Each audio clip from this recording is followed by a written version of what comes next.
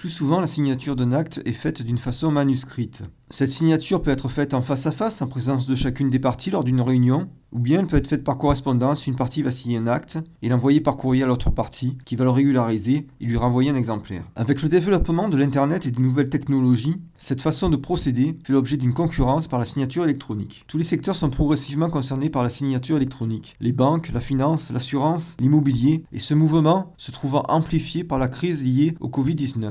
La signature électronique présente en effet de nombreux avantages. Elle permet d'éviter des déplacements, elle permet aussi de procéder plus rapidement à la signature d'un acte. Cette signature électronique permet aussi d'économiser du papier et d'avoir une plus grande facilité d'archivage. Et on peut considérer que signer un acte d'une façon électronique est plus simple que lorsqu'on doit signer celui-ci d'une façon manuscrite. Il existe plusieurs types de signatures électroniques. Il y a une signature électronique simple, une signature électronique avancée et une signature électronique qualifiée.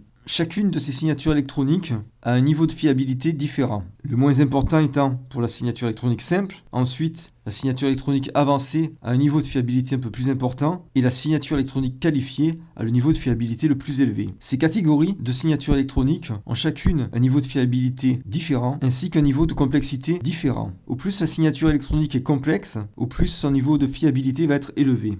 La signature électronique simple est, comme son nom peut le laisser supposer, la plus simple au point de vue technique et c'est aussi celle qui a le moins de fiabilité. En réalité, elle n'est pas prévue par les textes. Avec ce type de signature électronique, on ne peut pas déterminer réellement qui a signé l'acte. Les exemples de signature électronique simple sont très fréquents. Par exemple, vous avez un document, vous mettez une signature scannée sur ce document et cela devient une signature électronique simple. Un autre exemple de signature électronique simple peut être illustré par la signature que vous allez faire sur un terminal lors de la livraison d'un colis. Dans ces cas, il s'agit bien d'une signature électronique simple, peu fiable. La signature électronique avancée est plus complexe à mettre en œuvre et bénéficie en conséquence d'un niveau de fiabilité plus élevé. La signature électronique avancée doit répondre à plusieurs critères. Elle doit être liée d'une façon certaine à la personne qui signe. Elle permet d'identifier clairement la personne qui signe. Elle doit être créée avec une clé qui ne peut être utilisée que par la personne qui signe et elle doit permettre de garantir l'intégrité de l'acte. On voit donc bien qu'il y a un pas en avant dans la complexité, dans l'aspect technique par rapport à la signature électronique simple. Tout au sommet des différentes signatures électroniques se trouve la signature électronique qualifiée. Les exigences concernant la signature électronique qualifiée sont plus drastiques. Il faut vérifier l'identité du signataire et cette identité du signataire est validée par un organisme spécifique, c'est-à-dire par une autorité de certification ou un prestataire de service de certification électronique. La clé de signature doit être un dispositif qualifié de création de signature électronique. C'est une clé physique, par exemple une carte à puce ou une clé USB. Et cette clé de signature est délivrée à une personne physique et non pas à une entreprise. Par exemple, si vous êtes salarié d'une entreprise, cette clé de signature va être délivrée à vous-même